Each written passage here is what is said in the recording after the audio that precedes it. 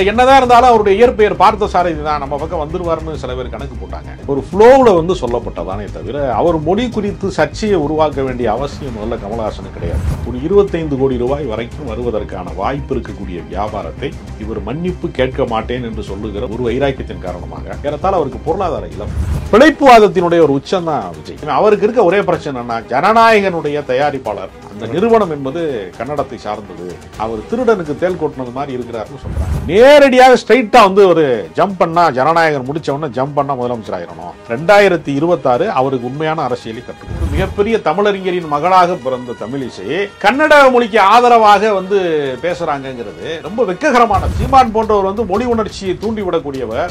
ஒரு சாதி தேசியத்தை தமிழ் தேசியமாக மடைமாற்றுகிற ஒரு ஏமாற்று வேலையை செய்கிறார். அப்ப பெரியார் என்கிற கருத்தியலை உடைக்கிற வேலையை நான் செய்யறேன். சமூக விரோதிகள் சிலையை தான் உடைக்க முடியும், நான் பெரியார் என்கிற கருத்தியலையே உடைக்கிறேன். ஒரு கூலிப்படையினுடைய தலைவனை போலதான் அவர் தொடர்ந்து செயல்படுறார். அவர் அரசியல்வாதியாவே மாறல. மாடர்ன் தமிழ்நாடு பார்வையாளர்களுக்கு வணக்கம். இப்பொழுது கர்நாடகத்திலும் தமிழகத்திலும் மிகப்பெரிய அதிர்வுகளை கிளப்பிக் கொண்டிருக்கக்கூடிய இந்த தக்லைஃப் பிரச்சனை. தக்லைஃப் விழாவில் தமிழில் இருந்து கன்னடம் வந்தது என்று கமலஹாசன் சொன்னது, அதற்கு எதிர்வினையாக நீதிமன்றம் அவரை மன்னிப்பு கேட்க சொன்னது, கர்நாடகாவில் எழுந்திருக்கக்கூடிய எதிர்ப்பலைகள் என்று பல்வேறு விஷயங்களை பற்றி இன்றைக்கு நாம் பேசப்போகிறோம். நம்மோடு உரையாடவிருக்கிறவர் கவிஞர், ஆவணப்பட இயக்குனர், அரசியல் விமர்சகர் திரு ராஜகம்பீரன் அப்பாஸ் அவர்கள். அவரோடு உரையாடுவோம். வணக்கம். வணக்கம். இந்த பொதுவாக கமலுடைய திரைப்படங்கள் அப்படின்னாலே நிறைய சர்ச்சைகள் வரும் அப்படிங்கிறது இயல்பான ஒரு விஷயம்தான். ஏன்னா கமலுக்கே பல தனிப்பட்ட முறையில் பல அரசியல் கருத்துக்கள் இருக்குது அப்படிங்கிறப்ப பல சர்ச்சைகள் வரும். ஆனால் இதில் அவர் அரசியல் ரீதியிலாக ரொம்ப அழுத்தமாக இந்த கருத்துமே சொல்லாமல் போகிற போக்கில் கேசுவலாக சொன்ன ஒரு கருத்து ஒரு மிகப்பெரிய சர்ச்சையாக மாறி இருப்பதை நீங்கள் எப்படி பார்க்குறீங்க? தக்லைஃபினுடைய இசை வெளியீட்டு விழாவிலே ஒரு அன்பை வெளிப்படுத்துகிற விதமாகத்தான் கமலஹாசன் கடந்த காலத்திலே கன்னட சூப்பர் ஸ்டாராக விளங்கிய மறைந்த ராஜ்குமாருக்கும் அவருக்குமான உறவு எவ்வளவு உன்னதமானது, அதன் தொடர்ச்சியாக இன்றைக்கு வந்திருக்கக்கூடிய சிவராஜ்குமாரினுடைய குடும்பம் என்பது என்னுடைய குடும்பம் தான் என்று சொல்வதற்கு பதிலாக நீங்கள் நானும் வேறு இல்லை, நமக்குள்ளே இருக்கக்கூடியது ஒரு தாய் பிள்ளை உறவு என்று சொல்வதை போன்ற ஒரு மேற்கோள் காட்ட முயற்சி செய்கிற போது தமிழில் இருந்து தானே கன்னடம் பிறந்தது என்பது ஒரு போகிற போக்கில் ஒரு ஃப்ளோவில் சொல்லப்பட்டதானே தவிர அவர் மொழி குறித்து சர்ச்சையை உருவாக்க வேண்டிய அவசியம் முதல்ல கமலஹாசனுக்கு கிடையாது. இசை வெளியீட்டு விழா என்பதே ஒரு திரைப்படத்தை ப்ரமோஷன் செய்வதற்கு, இந்த படம் வருகிறது என்று எல்லாருடைய கவனத்தையும் தன் பக்கம் ஈர்ப்பதற்காக செய்யப்படுவதுதான். அதில் எந்த சர்ச்சையும் உருவாக்குவது அப்படிங்கிறது சிறிய பட்ஜெட் படங்கள் இருக்கிறவங்க, கவனமே இல்லாத, நட்சத்திர மதிப்பு இல்லாத படங்கள் இருக்கிறவங்க, ஸ்டார் வேல்யூவே இல்லாத சினிமா எடுக்கிறவங்களுக்கு மட்டும் சர்ச்சை தேவைப்படுகிறது. அவங்க ஏதாவது ஒரு பிரச்சனையை உருவாக்கினா தான் திரும்பி பார்ப்பாங்கிற சிக்கல் இருக்கிறது. பெரிய கோடிக்கணக்கான நூற்றுக்கணக்கான கோடிகளை முதலீடாக செய்கிறவர்கள், பெரிய நட்சத்திரங்கள் இருக்கக்கூடிய படங்களுக்கு சர்ச்சை வந்துவிடக்கூடாது என்கிற பிரச்சனை இருக்கிறது. ரெண்டுக்குமான வித்தியாசம் இருக்குது. இவர் சர்ச்சையை நோக்கி நகரவே இல்லை. ஒரு அன்பு பாராட்டுகிற விதமாக ஒரு மேற்கோள் சொல்லுகிற போது தமிழில் இருந்ததானே கன்னடம் பிறந்தது என்று சொன்னபோது சமீபத்திலே அவர் இந்தியா கூட்டணியை நோக்கி நகர்ந்திருக்கிறார். பல முறை பாஜகவிலே இருந்து நீங்கள் ராஜ்யசபா உறுப்பினராக எங்களுக்கு வந்து விடுங்கள் என்று பாஜக பல முறை கமலஹாசனுக்கு அழைப்பு விட்டது. கமலஹாசன் ஒரு வித்தியாசமான மனிதர். அவர் திரைப்படம் என்று எடுக்க வருகிற போது இஸ்லாமிய வெறுப்பு படங்களை அவர் எடுத்திருக்கிறார்.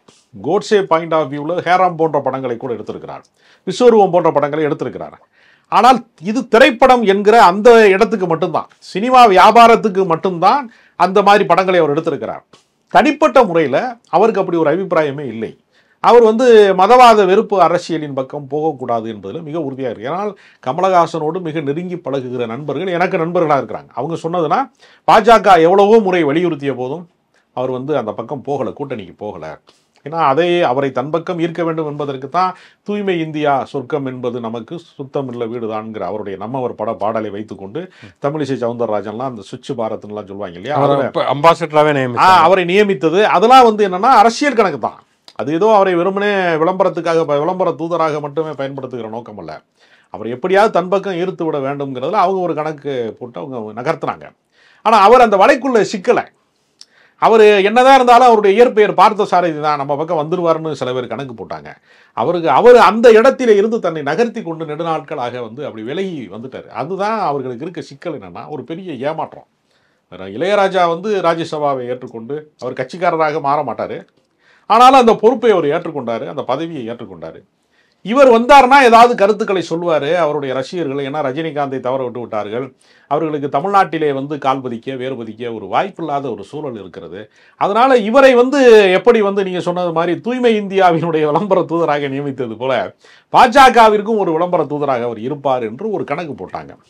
அந்த கணக்கு பலிக்காத ஒரு கோபம் தான் என்ன செஞ்சிட்டாங்கன்னா, தமிழில் இருந்தது கன்னடம் பிறந்ததா என்று சொன்ன அந்த ஒற்றை வரியை எடுத்து வைத்துக்கொண்டு நெருப்பை பற்ற வைக்க வேண்டும் என்கிற ஒரு முடிவோடு கன்னடத்தில் இருக்கக்கூடிய ஏற்கனவே மொழிவெறி அமைப்புகள் இங்கே இயங்கி கொண்டிருக்கிறது. வாட்டாள் நாகராஜ் மாதிரி பல பேர் இயங்கி கொண்டிருக்கிறார்கள். அவர்களிடத்திலே போய் இந்த செய்தியை வந்து அவங்க வந்து பற்ற வைத்து விட்டார்கள். அவர்கள் அந்த போராட்டத்தை வந்து கொழுந்து விட்டு எரிய செய்கிற போது இந்த சருகுகள்லாம் நெருப்பாக வந்து எரிக்க தொடங்கிட்டாங்க. அப்படிங்கிறப்ப இதில் குளிர்காய்வதற்கு அரசியல் கட்சிகள் வந்துட்டாங்க, கொஞ்சம் கொஞ்சமாக வந்துட்டாங்க. இப்போ ஒரு கட்டத்துக்கு மேலே என்னென்னா, இந்த மொழி சார்ந்து வந்து நம்ம மொழியை அவமானப்படுத்திட்டாரு, இழிவுபடுத்திட்டாரு என்று சொல்லுகிற போது அவர் மன்னிப்பு கேட்கணுங்கிற எமோஷனலை கூட்டிக்கிட்டே போகிறாங்க. எல்லா தலைவர்களுமே அந்த கருத்துக்கு அடிபணிய வேண்டிய ஒரு பொது புத்தியில் வந்து இதை வந்து ஏற்றுக்கொள்ள வேண்டிய கட்டாயத்திற்கு தள்ளப்படுறாங்க. இப்போ இங்கிருந்து கட்சி வேறுபாடுகளை கடந்து மொழி உணர்ச்சி வந்து பெரிய அளவில் பற்றி எரிய ஆரம்பித்து விட்டது, இதை அணைக்க முடியாது என்று தெரிந்த உடனே அது வழக்காக மாறுகிற போது அவர் மன்னிப்பு கேட்க வேண்டும் என்கிற இடத்துல வந்து நிற்கிறது. அவர் என்ன சொல்கிறாருன்னா, நீதிபதி கேட்கிறார், இவர் வரலாற்று ஆசிரியராக மொழியியல் ஆய்வாளரான, கன்னடத்தில் வந்து மொழி வெறியர்கள் வந்து பிரச்சனை செய்கிறாங்களே, ஆர்ப்பாட்டம் செய்கிறாங்களே, கலவரம் செய்ய முயற்சி செய்கிறாங்களே, அல்லது இதை வந்து ஒரு கலகமாக மாற்றுகிறார்களே, அவர்களாம் என்ன வரலாற்று ஆய்வாளர்களா, மொழியியல் அறிஞர்களான்னு கேட்டால் யாருக்குமே பதில் கிடையாது. இன்னும் சொல்ல போனால் சட்டம் படித்து தான் நீதிபதி ஆக முடியுமே தவிர அவரே மொழி புலவர் கிடையாதுல்ல. ஒரு கொலை நடக்குது, போஸ்ட்மார்ட்டம் ரிப்போர்ட் வந்து டாக்டர்கிட்ட தான் வாங்க முடியும், நீதிபதியை போஸ்ட்மார்ட்டம் பண்ணி ரிப்போர்ட் எடுக்க முடியாது. அப்போ சட்ட வல்லுநர்களாக இருக்கிறவங்க துறை சார்ந்த அறிஞர்கள்ட்ட தான் விளக்கம் கேட்டு தான் இப்போ தமிழ்நாடு அரசு மீது ஒருத்தர் வழக்கு போடுறாரு, அல்லது ஒரு மாநில அரசின் மீது ஒருத்தர் வழக்கு போடுறாருன்னா மாநில அரசுக்கு பதில் சொல்லணும்னு தானே சொல்கிறாங்க. காவல்துறை துறை சார்ந்து அவ்வளோ விவாதிக்கிற அளவுக்கு ஒரு பாடப்புத்தகம்லாம் எழுதலை, ஒரு சாதாரண ஒரு ஆடியோ லான்ச் ஃபங்க்ஷனில் போகிற போக்கில் ஒரு கேஸோட ஒரு கருத்து சொல்கிறாரு. அப்போ மேம்போக்காக சொல்லப்பட்ட கருத்து அப்படின்னா இது நியாயமாக யார் மேலே வழக்கு போடணும் அப்படின்னு நீங்கள் பார்த்தீங்கன்னா எல்லிஸ் மீது வழக்கு போடணும், கால்டுவெல் மீது வழக்கு போடணும். இவங்க தான் மொழியியல் அறிஞர்களாக தமிழ் மொழி குறித்து ஆய்வை வந்து செய்தாங்க. இப்போ இது பல்கலைக்கழகத்தில் விவாதமாக நடக்க வேண்டியதை, ஆய்வாக சமர்ப்பிக்கப்பட வேண்டிய, அறிவுலகத்தில் நடக்க வேண்டிய விவாதத்தை தெருச்சண்டையில் இறக்கி விட்டால் என்ன ஆகும்? அப்போ எங்கெல்லாம் வந்து பிளவு அரசியல் இருக்கிறதோ, எங்கெல்லாம் மொழியின் சார்பாக மனிதர்களை பிரிக்க முடியுமோ, எங்கு மதத்தின் வழியாக மனிதர்களை பிரிக்க முடியுமோ, சாதியின் வழியாக எங்கெல்லாம் வந்து மனிதர்களை பிரிக்க முடியுமோ, இந்த பிரித்தாலும் சூழ்ச்சி இருக்குல்ல, இதில் மிகப்பெரிய கெட்டிக்காரர்களாக நமக்கு தெரியும். சங்கிகள் எப்பொழுதுமே அந்த இடத்தை வந்து விட்டுவிட மாட்டார்கள். இது முழுக்க நீங்கள் வந்து பாஜக வந்து இதை முன்னெடுக்குது அப்படின்னு நினைக்கிறீங்க நீங்கள்? அதாவது தமிழ்நாட்டிலே வந்து ஒரு மிகப்பெரிய தமிழறிஞரின் மகளாக பிறந்த குமரி அனந்தனுக்கு மகளாக பிறந்த தமிழிசை கன்னட மொழிக்கு ஆதரவாக வந்து பேசுகிறாங்கங்கிறது ரொம்ப வெட்ககரமானது. அங்கே இருக்கக்கூடிய எல்லா கட்சிகளும், காங்கிரஸ், பாஜக, எல்லா கட்சிகளுமே ஒரு கட்டத்துக்கு மேலே மொழி சார்ந்த உணர்வுக்குள்ளே கலந்துட்டாங்க. இங்கே நாம் வந்து அப்படி ஒரு குரலை வந்து எழுப்ப முடியலைன்னா கூட அமைதியாக கூட இருந்திருக்கலாம். இவங்க வந்து என்ன சொல்கிறாங்கன்னா, என் பேரை ஏற்கனவே இந்தி இசைன்னு சொல்கிறாங்க அப்படின்னு கோபம் வேற, ஏற்கனவே ஒரு கடுமையான கோபம்லாம் பட்டாங்க. ஒருவேளை கன்னட இசை என்ற ஒரு பெயரை மாற்றிக் கொள்றதுக்காக முயற்சி செய்கிறார். கர்நாடக இசைன்னு சொல்லலாம். கர்நாடக இசை இல்லை, கர்நாடக இசைன்னா தமிழ் இசைக்கு நேர் எதிரான ஒரு சொற்பதமாக வந்து கர்நாடக இசைன்னு ஒன்று வரும். அதனால் கன்னட இசையா கர்நாடக இசையான்னு தெரியல.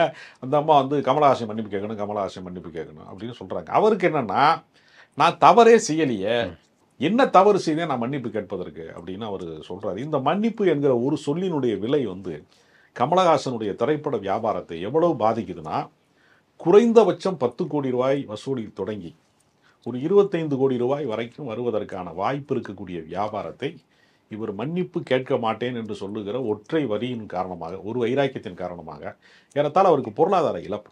இங்கே இதற்கு முன்பு வந்து பாகுபலி படத்திலே வந்து நடிக்கிற போது சத்யராஜுக்கு ஒரு இதே மாதிரியான ஒரு சர்ச்சை வந்தபோது அவர் வந்து தயாரிப்பாளர் பாதிக்கப்படக்கூடாது என்பதற்காக அவர் வருத்தம் தெரிவித்தார். ஒரு தனி மனிதராக, ஒரு திரைப்பட கலைஞராக அவர் வருத்தம் தெரிவித்தார். இங்கே கமலஹாசனுக்கு என்ன சிக்கல்னா, அவர் இப்போ தான் ராஜ்யசபாவுடைய உறுப்பினராக பதவி ஏற்கிறாரு. இன்னொரு பக்கம் வந்து அவருடைய அமைப்பை வந்து அடுத்த கட்டத்துக்கு செல்வதற்கு ஒரு அடையாளம் கிடைக்கிறதுன்னு நினைக்கிறாரு. இந்த நேரத்தில் திரைப்பட வியாபாரமாக அவருடைய ஆளுமை சார்ந்த அந்த இதாக வந்து அவருடைய தனிப்பட்ட அந்த பிம்பத்திற்கு ஒரு சேதாரமாக என்று வருகிற போது அவர் மன்னிப்பு என்கிற வார்த்தையை நான் ஏற்றுக்கொள்ளவே மாட்டேங்கிறதால ரொம்ப உறுதிபட நின்றுட்டார். ஏன்னா நீங்கள் கடந்த காலத்திலே நீங்கள் பார்த்தீங்கன்னா மதச்சார்பற்ற அரசியல் சார்ந்த கருத்துக்களை அவர் நிறைய பேசியிருக்கிறார். பாபர் மசூதி இடிக்கப்பட்ட போது அன்றைய பிரதமர் நரசிம்மராவை சந்தித்து தன் கண்டனத்தை பதிவு செய்தாருங்கிறதெல்லாம் கடந்த கால வரலாறு. அதனால் அவருக்கென்று ஒரு கருத்து இருக்கிறது. அதனால் அவர் வந்து நான் தவறே செய்யலை, அப்போ இது யார் மேலே வழக்கு போடுறது? மொழி சார்ந்த பிரச்சனையில் வந்து வரலாற்று ஆய்வாளர்கள் ஏற்கனவே ஆய்வு வந்து வெளிப்படுத்தியவர்கள் மேலே தான் நீங்கள் வந்து வழக்கு போடணுமே தவிர அவர்கள் தான் இந்த கருத்தை சொல்லியிருக்கிறார்கள். இவருடைய கருத்தே கிடையாது. கமலஹாசனுடைய கருத்துன்னு இதை நம்ம சொல்ல முடியாது. வள்ளுவரை மேற்கோள் காட்டுறாங்க, சில பேர் ஜோக் சொல்லும்போது வடிவேலை கூட மேற்கோள் காட்டுறாங்க, வடிவேல் சொன்னது மாதிரிங்கிறாங்க. அப்போ இதுக்கெல்லாம் வழக்கு போடணும்னு ஆரம்பித்தா இது எப்படி தாக்கும்? அதனால் இது ஒரு தவறான ஒரு முன்னுதாரணமாக இருக்கிறது. அப்போ தமிழ்நாட்டில் வந்து இப்போ தமிழக வாழ்வுரிமை கட்சி தலைவர் வேல்முருகன் சொல்கிறாரு, இனி கன்னட படம் இங்கே ஓடாது, நான் பார்த்துருவேன் அப்படின்னு சொல்கிறாரு. அப்போ ஏற்கனவே காந்தாரா மாதிரி, கேஜிஎஃப் மாதிரி எத்தனையோ படங்கள் இங்கே மாபெரும் வெற்றி பெற்றிருக்கிறது, வணிக ரீதியான வெற்றி பெற்றிருக்கிறது. அப்போ அந்த படங்களினுடைய வசூலையெல்லாம் திருப்பி கொடுப்பாங்களான்லாம் கேட்குறாங்க. அது யாரும் கொடுக்க மாட்டாங்க அப்படியே. அப்போ எதிர்காலத்திலே அது போன்ற படங்கள் தமிழ்நாட்டில் எப்படி ரிலீஸ் ஆகும்? சினிமா வியாபாரம் என்பது இன்றைக்கு வந்து வெறும் திரையரங்கத்தோடு தீர்ந்து போகிற வியாபாரமாக வேற இல்லை. ஏன்னா இன்றைக்கி ஓடிடி தளம் வந்து விட்டது. லாக்டவுனுக்கு பின்னாடி படம் பார்க்குற முறையே மாறிவிட்டது. காம்ப்ளெக்ஸ் தேட்டரை தாண்டி வந்து சினிமா பார்ப்பதற்கான வாய்ப்பு வந்து ரொம்ப பெருகிருச்சு.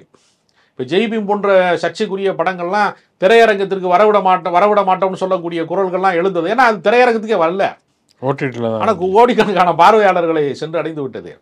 அது மாதிரி நிறைய படங்களுக்கு வந்து இன்னைக்கு வந்து வணிக மதிப்பு என்பது வெறும் திரையரங்கம் மட்டுமே கிடையாது. ஆனாலும் ஒரு படத்தை திரையரங்கத்தில் வந்து நான் திரையிட மாட்டேன். அதாவது சட்டப்பூர்வமாக தணிக்கை செய்யப்பட்டதை தடை செய்வதற்கு சமூக விரோத அமைப்புகளாக இருக்கிறவங்க, மொழி உணர்ச்சி மொழி வெறியை தூண்டுகிறவர்களாக இருக்கிறவங்க முயற்சி செய்கிற போது அதுக்கு பாதுகாப்பு வழங்கணுமே தவிர அந்த சமூக விரோதிகளுக்கு ஆதரவான ஒரு குரலை வந்து எல்லாரும் பேசுவதுங்கிறது ஒரு தவறான முன்னுதாரணமாக இருக்கிறது. இப்போ இதில் வந்து சீமான் ஒரு நிலைப்பாட்டை எடுக்கிறார். அவர் வந்து கமலஹாசன் சொன்னது சரிதான், கன்னட இனவெறியை கண்டிக்கிறேன் அப்படிங்கிற ஒரு நிலைப்பாட்டை எடுக்கிறாரு. அது வரவேற்கத்தக்க ஒரு விஷயம்தான். ஆனால் அதே நேரத்தில் வந்து இதில் ஒரு சந்தேகமும் வருகிறது. என்னென்னா, இப்போ தமிழிலிருந்து கன்னடம் போனது அப்படின்னு சொல்கிறப்ப அவர் ஒரு திராவிடங்கிற ஒரு அடையாளத்தில் இருந்தால் கமல் அந்த கருத்தை வந்து பேசுகிறார். ஆனால் முற்றிலும் வந்து இதுவரை திராவிட அடையாளத்தை எதிர்த்து தான் சீமான் அந்த அரசியலை பேசியிருக்கார். அப்போ தமிழிலிருந்து கன்னடம் போச்சுன்னா அது ஒரு சகோதர மொழி, அவர்கள் சகோதரர்கள் அப்படிங்கிற ஒரு அர்த்தம் வந்துடுது. இவங்க இங்கே வந்து தமிழ்நாட்டில் கன்னடம் தெலுங்கு தாய்மொழியாக பேசக்கூடிய ஜாதிகளை எதிரிகளாக இதுவரைக்கும் சித்தரிச்சிருந்தவங்க டக்குன்னு இந்த அரசியலை கையில் எடுப்பது அப்படிங்கிறது ஒரு சரியான ஒரு விஷயமா இருக்க முடியுமா? இல்லை, சீமானுக்கு வந்து அவர் எந்த கொள்கையை பேசுகிறாரோ அதற்கு அவர் உண்மையாக இருந்து பழக்கப்படாதவர்.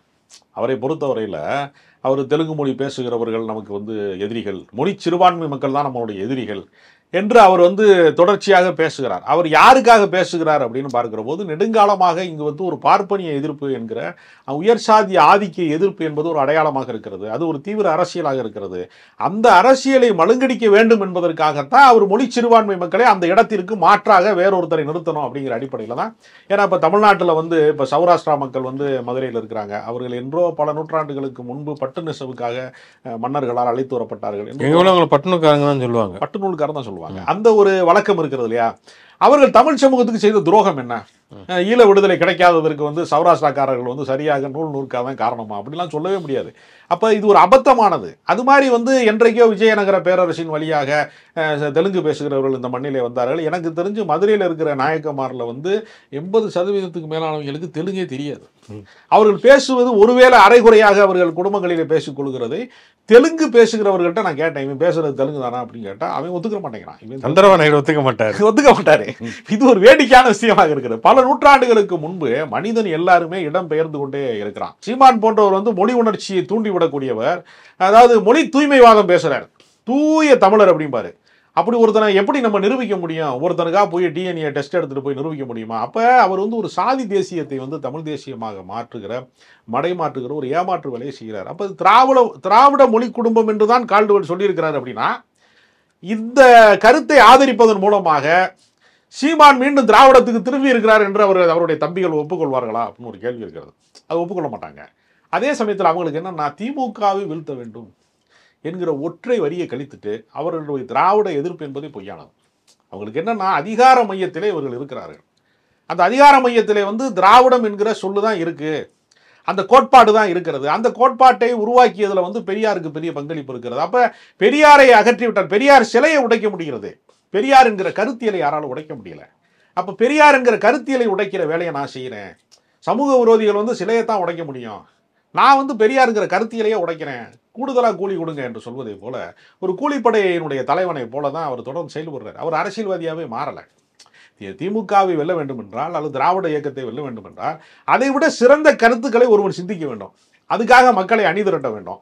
அது மக்களிடத்திலே செல்வாக்கு செலுத்தப்பட வேண்டும். இதன் வழியாகத்தான் வெல்ல முடியுமே தவிர, அதை விட அவர்கள் சொன்னதை விட அவர்கள் சமத்துவத்தை பேசினால் நீ சாதி தேசியத்தை பேசுகிறாய், அவங்க வந்து சமூக அறிவியல் கோட்பாட்டை பேசினால், பகுத்தறிவை பேசினால் நீ பிற்போக்குவாதான் 500 வருஷத்துக்கு முன்னாடி எப்படி இருந்தாங்க, வில்லும் ஆளுமா இருந்தாங்க, எல்லாரும் கோவணம் கட்டிக்கிட்டு இருந்தாங்க, அதை போய் நீங்கள் கட்ட சொல்ல முடியுமா? நம்ம அவன் வந்து ஆடு மாடு மேய்க்கிறவனை போய் அரசாங்கம் வேலை வாங்கி கொடுக்குறேன்னு சொல்கிறது மாதிரி அவன் அதையெல்லாம் விட்டுட்டு தான் இங்கே அரசாங்கம் வேலைக்கு வந்திருக்கான் பல பேர். அவனை போய் மறுபடியும் ஆடு மாடு மேய்க்கலான்னு சொல்கிறதெல்லாம் யதார்த்தத்திற்கு பொருத்தமற்றதாக இருக்கிறது. அதனால் சீமானின் அரசியல் என்பது முன்னுக்கு பின் முரணானது. சீமான் அம்பலப்பட்டு நிற்கக்கூடிய ஒரு இடத்துல மிக முக்கியமான இடமாக இந்த எதிர்ப்பை நம்ம பார்க்கலாம். இப்போ அதேமாதிரி விஜயை பார்க்கலாம். விஜய் வந்து தமிழ் சினிமாவில் ஒரு உச்சத்தில் இருக்கக்கூடிய ஒரு நடிகர். ஆனால் பெரும்பாலும் திரைத்துறை சார்ந்த பல பிரச்சனைகள் ஒரு அதை பற்றின கருத்துக்களை அவர் சொன்னதில்லை. ஒரு தொழிலாளர் பிரச்சனையாக இருக்கட்டும் அல்லது மீட்டு மூவ்மெண்ட்டாக இருக்கட்டும், அது கூட ஓகே, அது அவர் வந்து அமைதியாக இருப்பதுங்கிறது ஒரு நடிகராக இருக்க வரைக்கும் பிரச்சனை இல்லை. ஆனால் ஒரு அரசியல் இயக்கத்துடைய தலைவராக மாறிவிட்டார். அது கொள்கை தலைவர்கள் அப்படிலாம் வச்சிருக்கக்கூடிய சூழலில் இந்த பிரச்சனையில் வந்து கமலஹாசனும் ஒரு அரசியல் இயக்கத்துடைய தலைவர், ஒரு தமிழ் சினிமாவோட ஒரு உச்ச நட்சத்திரங்கிற அடிப்படையில் விஜய் இது வரைக்கும் தன்னுடைய கருத்துக்களை வந்து வெளிப்படுத்தவே இல்லை. அது எப்படி நீங்கள் பார்க்குறீங்க? இல்லை, விஜய் வந்து கருத்தை மட்டுமல்ல, தன்னையே யார் என்று இது வரைக்கும் யாரிடமும் வெளிப்படுத்தி கொண்டது கிடையாது. இப்போ விஜயகாந்த் அவர்களுக்கு பெரிய கொள்கை கோட்பாடெல்லாம் இருந்ததாக நமக்கு தெரியல. அவர் அரசியல் கட்சி ஆரம்பித்து எதிர்க்கட்சி தலைவர் வரைக்கும் வந்திருக்கிறாரு. ஆனால் ஒரு குறிப்பிட்ட கொள்கைக்கு அவர் அடையாளமாக மாறவே இல்லை. ஏன்னா அவருக்கு அந்த மாதிரி கொள்கையே கிடையாது. தேசிய முற்போக்கு திராவிட கழகம் எல்லாம் சேர்ந்து எல்லாமே தேசியத்திற்கு எதிராகத்தான் திராவிட இயக்கம் திரண்டது. முற்போக்கு இயக்கங்கள் அதுக்கான எந்த அடையாளமே அவர்கிட்ட கிடையாது. அவர் நல்ல நேரம் பார்த்து தான் எல்லாமே ஆரம்பிப்பார். அப்போ அவர் தன்னுடைய திரைப்பட வாழ்க்கையில் ஒரு 435 புதிய கலைஞர்களை, இசையமைப்பாளர்களை, இயக்குநர்களை, ஒளிப்பதிவாளர்களை, ஸ்டண்ட் மாஸ்டரை, புதிய நடிகர்களை நிறையா பேரை உருவாக்கி இருக்கிறார். எல்லாரோடையும் இணக்கமாக இருந்திருக்கிறாரு. எல்லாருக்கும் சமமாக ஒரே மாதிரி சாப்பாடு பரிமாறணும்னா சொல்லியிருக்காரு. அவர் திரைத்துறைக்குள்ளே இருந்தபோது நடிகர் சங்கமாக இருக்கட்டும், கார்கில் யுத்தத்திற்கு வந்து நிதி திரட்டி கொடுத்து, அந்த மாதிரி அவருடைய எல்லைக்குள்ளே நின்று கொண்டு அவர் நிறைய வேலை திட்டங்களை அவர் தனிப்பட்ட முறையில் செஞ்சிருக்கிறாரு. நீங்கள் விஜய் படப்பிடிப்பு தளத்தில் யாரோடு பேசியதே கிடையாது, யாரோடு உறவாடியது கிடையாது. நடிகர் சத்யராஜ் வந்து ஒரு படத்தில் வேலை செய்கிறாரு அப்படின்னா, அந்த படத்தோட நிறைவு நாளில் எல்லாருக்குமான ஒரு புது ட்ரெஸ்ஸு ஆர்டர் பண்ணி எல்லாத்துக்கும் ஒவ்வொருத்தருக்கும் வந்து மேனேஜர் விட்டு யாராருக்கு என்னென்ன சைஸு என்னென்ன வேணுங்கிறதெல்லாம் ஒரு கணக்கு போட்டு எல்லாருக்கும் புத்தாடை வழங்கி ஒரு இனிப்பு கொடுத்து இந்த படப்பிடிப்பு நிறைவு வருகிற போது ஒரு மகிழ்ச்சியாக பிரியணும், தொழிலாளர்கள்லாம் ரொம்ப சந்தோஷமாக இருக்கணும் அப்படின்னு அவங்களுக்கு ஒரு பார்ட்டியை கொடுக்கணும், அன்றைக்கி விருந்தளிக்கணும், சிறப்பு விருந்தளிக்கணும், அதெல்லாம் செய்வார். அது மாதிரி கூட அவர் எதையுமே செய்தது கிடையாது. அரசியலுக்கு வர வேண்டும் என்று முடிவெடுத்ததற்கு பின்பு தான் இந்த மாணவ மாணவியர் பரிசளிப்பே வந்து அவர் தொடங்கினார். அது சட்டமன்ற தொகுதிகள் வாரியா அது யாராவது வந்து சட்டமன்ற தொகுதி வாரியாக வந்து குழந்தைகளை போய் வந்து பாராட்டுவாங்களாங்கிற ஒரு கேள்வி இருக்கிறது. அப்போ அது மாதிரி பரந்தூருக்கு வந்தால் கூட தேர்தல் பிரச்சார வாகனத்தில் தான் வருவார். எல்லாத்துலேயுமே அவர் உள்நோக்கம் இல்லாமல் ஒரு வேலையை வந்து அவர் செய்ய மாட்டார். அப்படிங்கிற மாதிரி விஷயங்களை தான் அவர் தொடர்ந்து செய்கிறாரு. இந்த நாட்டில் படித்த பள்ளி மாணவ மாணவியர்களுக்கு பரிசளிப்பதற்காக ஒரு முதலமைச்சர் ஆகணும்னா சிவகுமார் குடும்பத்தில் இருந்தால் ஒருத்தர் முதலமைச்சர் ஆகணும். அது சூர்யாவோ கார்த்தியோ தான் இருக்கணும், சிவகுமாருக்கு வயசானதுனால. அதனால் இதெல்லாம் ஒரு தகுதியாக, அரசியல் தகுதியாக அவர் இப்பொழுதும் கருதி கொள்கிறார். அவருக்கு எந்த விஷயத்திலுமே உடனடி ரியாக்ட் பண்ணுற வழக்கமே இல்லை. அண்ணா பல்கலைக்கழக மாணவி பிரச்சனை குறித்து SFI போராட்டம் நடத்துகிறது, பல பேர் விவாதிக்கும் போது 4-5 நாள் கழித்து தான் அவர் ஆளுநர் மாளிகைக்கு போனார். அதுவும் ஆளுநர் மாளிகைக்கு போனது இன்னும் அபத்தமானது. நிர்வாக சீர்கேடு, CCTV வேலை செய்யலை, அதுதான் சிக்கலுக்கு அடிப்படைன்னு சொல்லும் போது அதற்கு காரணமான நிர்வாக சீர்கேடு